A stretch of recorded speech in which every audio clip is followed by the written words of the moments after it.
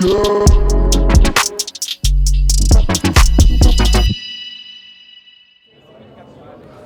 d'abord une énergie folle. Les États-Unis c'est un bain d'énergie, Las Vegas c'est encore plus d'énergie et le CES c'est complètement grisant. Ensuite une bande, un groupe qui a contribué à effectivement avoir cette expérience incroyable. Et enfin, des découvertes assez folles sur comment va évoluer notre monde de manière générale, pas que l'hôtellerie, dans les prochaines années.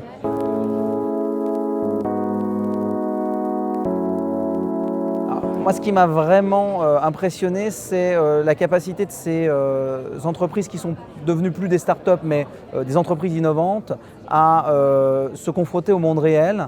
Et l'une d'entre elles, dont on a pas mal parlé, c'est 22, et c'est cette suppression du péage.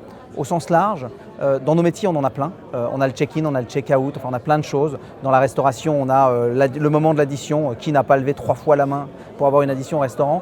Je pense que la suppression du péage dans tous les sens du terme va être quelque chose qui va impacter grandement notre business dans les prochaines années. Moi, j'étais parti en me disant je vais revenir avec les sacs pleins de gadgets. Alors, je ne suis pas revenu avec les sacs pleins de gadgets, mais on est quand même revenu avec quelques gadgets. Ça n'impacte pas notre modèle, ça impacte du quotidien, comme par exemple un testeur d'eau de piscine connecté, qu'on cache, qui ne se voit pas dans la piscine et qui, plutôt qu'un de mes équipiers descende dans toutes les piscines chaque jour, un quart d'heure le matin, un quart d'heure le soir pour aller tester l'eau, en direct sur l'ordinateur de la réception, on sait comment est l'eau. Ça vaut 200 €, c'est rien et finalement ça fait gagner une demi-heure par jour.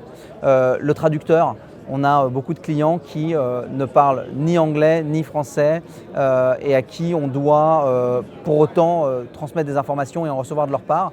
La petite oreillette qui se met sur l'oreille, qui traduit de manière instantanée, assez incroyable, plein de tests, 50 langues différentes, des dialectes, ça c'est vraiment. Alors, on ne peut pas dire que ça impacte notre modèle, en revanche ça impacte notre relation avec nos clients, ça impacte le temps de nos équipes, le travail de nos équipes, donc ça impacte un peu le modèle. Ce qui impactera vraiment le modèle, c'est parce que j'ai été séduit, c'est vraiment cette suppression des passages obligés que j'appelle les péages. Sur les 3, j'en aurais peut-être un seul lié à l'innovation, qui est fluidité, et qui rejoint ce que je viens de vous dire. Les 2 autres, pour moi, l'innovation c'est bien, mais je pense qu'il ne faut pas faire dans nos métiers de service de l'innovation pour de l'innovation.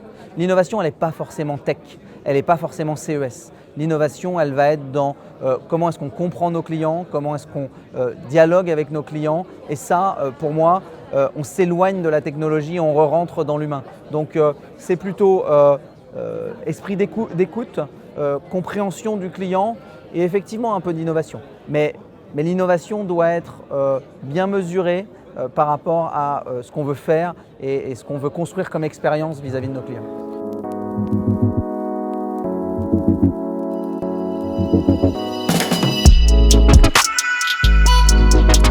Yeah.